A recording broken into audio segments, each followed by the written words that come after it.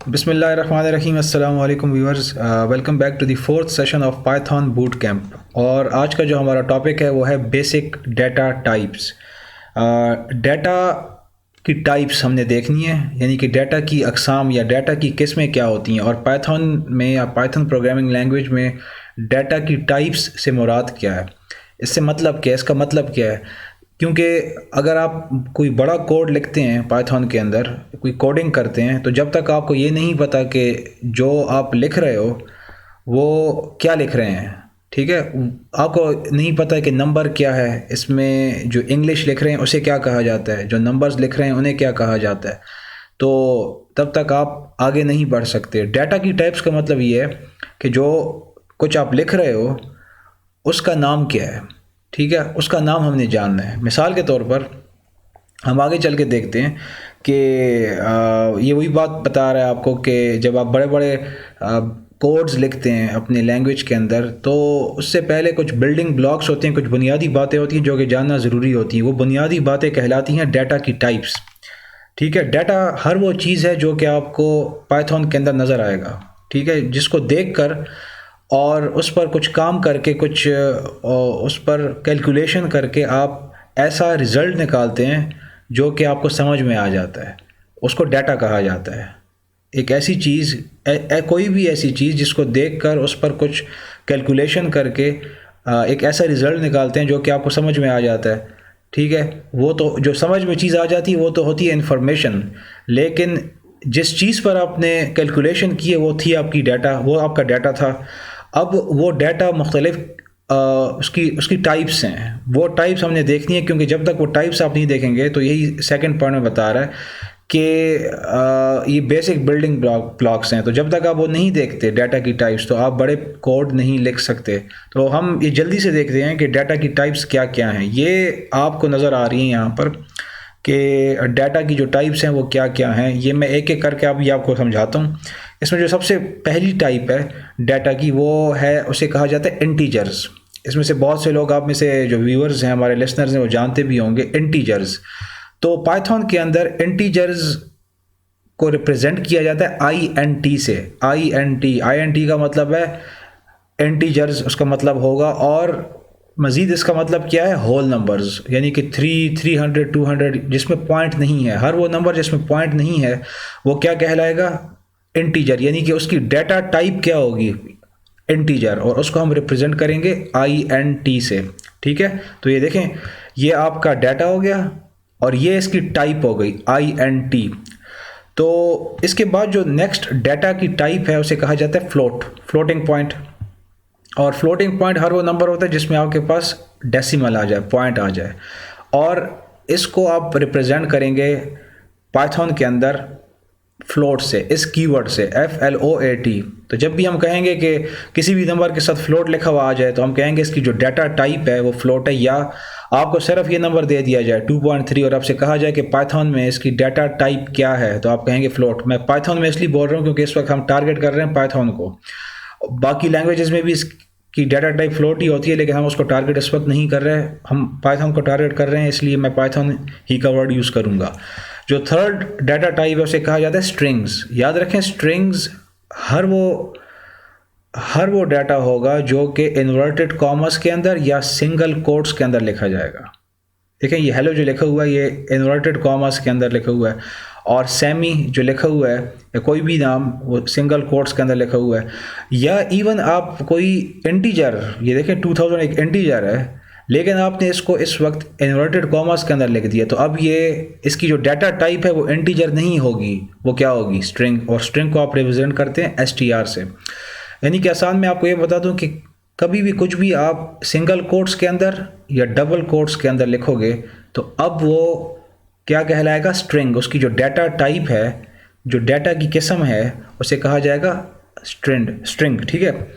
इसके बाद जो नेक्स्ट डाटा टाइप है उसे कहा जाता है लिस्ट्स, ठीक है, लिस्ट कहा जाता है, और LIST से इसे प्रेजेंट किया जाता है। लिस्ट की निशानी ये होती है, इसमें इसकी जो इंडिकेशन है वो ये है कि इसमें स्क्वायर ब्रैकेट होते हैं, इस तरह एक स्क्वायर ब्रैकेट ये, एक स्क्वायर ब्रैकेट ये। और इस लिस्ट के अंदर आप मुख्तलिफ़ किस्म के डाटा टाइप्स रख सकते हैं। अब अगर आप गौर से देखें इसके अंदर 3 तरह के डाटा टाइप्स आए हुए हैं। इसको आप देखते साथ ही पता लगा सकते हो कि ये कौन सी डाटा टाइप है। इंट, क्योंकि इसमें पॉइंट नहीं है। ये कौन सा है? फ्लोट, इसमें पॉइंट है, अभी हमने देखा पीछे, ठीक है। और ये कौन सा है? क्योंकि ये जो हेलो लिखा हुआ है ये इन्वर्टेड कॉमर्स के अंदर लिखा हुआ है, हम ये कहेंगे कि ये स्ट्रिंग है। यानी कि इंटीजर, स्ट्रिंग और फ्लोट, ये तीनों डाटा टाइप्स आपने एक सीक्वेंस में स्क्वायर ब्रैकेट्स के अंदर लिख दी। तो अब क्योंकि ये स्क्वायर ब्रैकेट्स के अंदर हैं तो हम ये कहेंगे कि ये फुल, ये कंप्लीट एक डाटा टाइप बन गई। इसे कहा गया क्या? लिस्ट। ठीक हो गया। इसी कहा जाता है ऑर्डर्ड सीक्वेंस ऑफ ऑब्जेक्ट्स। ये जितने भी अंदर आपके जो डाटा टाइप्स हैं इन्हें ऑब्जेक्ट्स भी कहा जाता है, सीक्वेंस में है, ठीक है, लिस्ट के अंदर। जो नेक्स्ट डाटा टाइप इस्तेमाल की जाती है आपके पाइथन में उसे कहा जाता है डिक्शनरीज, और इसको रिप्रेजेंट किया जाता है DICT से। यानी कि ये आपको अगर कहीं पर नज़र आ जाए तो आप समझ जाएं कि डिक्शनरी की बात हो रही है। और डिक्शनरी में 2 चीज़ें होती हैं, की और वैल्यू के जोड़े होते हैं, पेयर्स होते हैं। अनऑर्डर्ड, ये ऑर्डर में नहीं होते। एक की होता है कॉलन और उसकी वैल्यू। फॉर एग्जांपल इसकी पहली इंडिकेशन ये है, या आप कह लें निशानी ये है इसकी, जिससे आपको ये पता चलेगा कि ये डिक्शनरी है कि नहीं, कि ये ब्रेसेस होंगे, करली ब्रैकेट्स होंगे इसके, ठीक है, करली ब्रैकेट्स होंगे। और ये जो फर्स्ट प्लेस पे जो भी आप लिखोगे, ठीक है, this is basically the key, इसे कहा जाता है की। और इन्वर्टेड कॉमर्स में होगा और कॉलन, और यहाँ पर आपकी वैल्यू आएगी। तो हम ये कहेंगे ये पहली की, ये इसकी वैल्यू, कॉमा दूसरी की और कॉलन इसकी वैल्यू। फ़िलहाल सिर्फ इसको आप इस तरह याद रखें कि सिर्फ आपको अगर सामने कोई नंबर कुछ दे दिया जाए तो आप उसको देख कर ये पता लगा सकें कि इसकी डाटा टाइप क्या है। इसका इस्तेमाल तो हम आगे देखेंगे आराम से, बाद में जब हम इसकी लैब्स करेंगे तो वहाँ पता चल जाएगा। कहने का सिर्फ मकसद ये है कि आपको सिर्फ पता चल जाए कि डाटा टाइप्स देखने में कैसे होते हैं और आपको देखते साथ ही पता चल जाए। तो जहाँ पर भी इस तरह के करली ब्रेसेस आ जाएं और वैल्यू की और वैल्यू पेयर्स आपके पास हों, ठीक है, तो हम कहेंगे ये डिक्शनरीज हैं। याद रखें ये अनऑर्डर्ड होते हैं, ये ऑर्डर्स में नहीं होते। ये अब ऑर्डर्स और अनऑर्डर का क्या मतलब है हम आगे जाकर देखेंगे। इसके बाद एक और डाटा टाइप है जिसे कहा जाता है टपल्स, टपल्स, ठीक है, और इसको रिप्रेजेंट किया जाता है TUP से, ठीक है। और इसकी इंडिकेशन क्या है कि इसमें जो ब्रैकेट है वो क्या है? पैरेंथेसिस है। ये देखें जिसे हम गोल ब्रैकेट कहते हैं। तो अगर गोल ब्रैकेट है और आप इसमें देखें, इसमें आपके पास इंटीजर है डाटा टाइप, अगेन स्ट्रिंग भी है, फ्लोट भी है, लेकिन जो ब्रैकेट्स हैं वो पैरेंथेसिस हैं। तो हम इसको अब लिस्ट नहीं कहेंगे, क्योंकि लिस्ट के लिए तो वो तमाम के तमाम डाटा टाइप स्क्वायर ब्रैकेट्स में थे, यहाँ पर पैरेंथेसिस में है। तो इसको हम कहेंगे अब ये कंप्लीट, ये जो कंप्लीट पूरा एक सेट बना आपके पास, ये पूरा का पूरा एक सेट बना, इसे कहेंगे this is basically a tuple.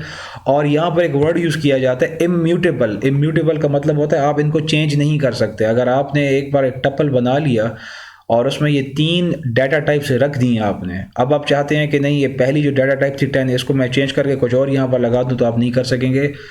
इसीलिए इसे कहा जाता है इम्यूटेबल, चेंज नहीं कर सकते आप इसको, ठीक है। म्यूटेबल का मतलब है चेंज कर सकते हैं, इम्यूटेबल का मतलब है आप उसको चेंज नहीं कर सकते। और ये भी लिस्ट्स की तरह ऑर्डर्ड में होते हैं, ऑर्डर्स में होते हैं। ऑर्डर्ड का मतलब क्या होता है ये मैं आगे जाके आपको समझाऊंगा, सिर्फ आप इतना याद रखें कि ऑर्डर्ड होते हैं ये।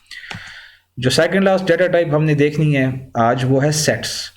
इसको रिप्रेजेंट किया जाता है SET से, और ये है unordered collection of unique objects. यानी कि इसमें होता ही है कि ये भी डिक्शनरी की तरह करली ब्रेसेस में होता है, लेकिन डिक्शनरी में याद रखें की वैल्यू पेयर होते थे और बीच में उनके कॉलन होता था। यहाँ पर भी करली ब्रेसेस तो हैं, लेकिन यहाँ पर आपको की वैल्यू पेयर्स नज़र नहीं आएंगे, बल्कि अंदर सिर्फ आपको कुछ ना कुछ ऑब्जेक्ट्स नज़र आएंगे या डाटा टाइप्स नज़र आएंगे। इस वक्त अगर मैं आपसे कहूँ कि ये पूरे का पूरा ये डाटा टाइप क्या है, कौन सी है, तो पहला तो आप देख लोगे ठीक है यहाँ पर करली ब्रेसेस है, तो आपके जहन में आएगा ठीक है करली ब्रेसेस 2 जगहों पे होता है, या सेट्स में होता है या डिक्शनरी में होता है।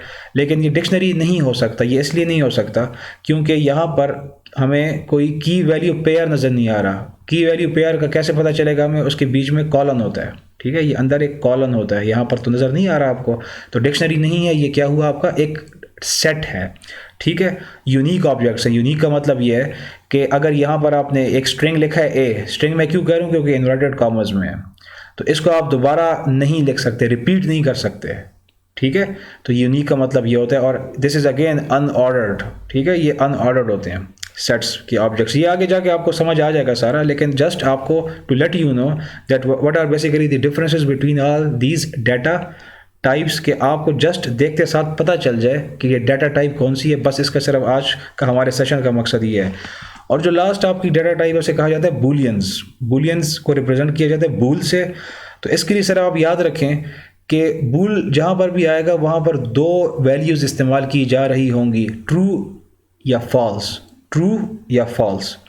तो ये आज का हमारा सेशन था और इसमें हमने ये देखा कि आपकी जो डाटा की टाइप्स है, यानी कि आपको जो डाटा, आपके जो डाटा के लिखने के तरीके हैं नंबर्स के, या आपके जो ABC हैं, इनको जिस तरीके से आप लिखते हैं, तो वो जो मुख्तलिफ़ तरीके हैं उन्हें क्या कहा जाता है, उन्हें डाटा की टाइप्स कहा जाता है। तो ये हमने डाटा टाइप्स अब देखी और इसके बाद हम इसमें मज़ीद जो फर्स्ट आपकी डाटा टाइप है नंबर्स में, जिसमें फ्लोट आते हैं और इंटीजर्स आते हैं, उसमें हम डीप डाइव करेंगे और इंशाल्लाह उसकी लैब्स की तरफ बढ़ेंगे।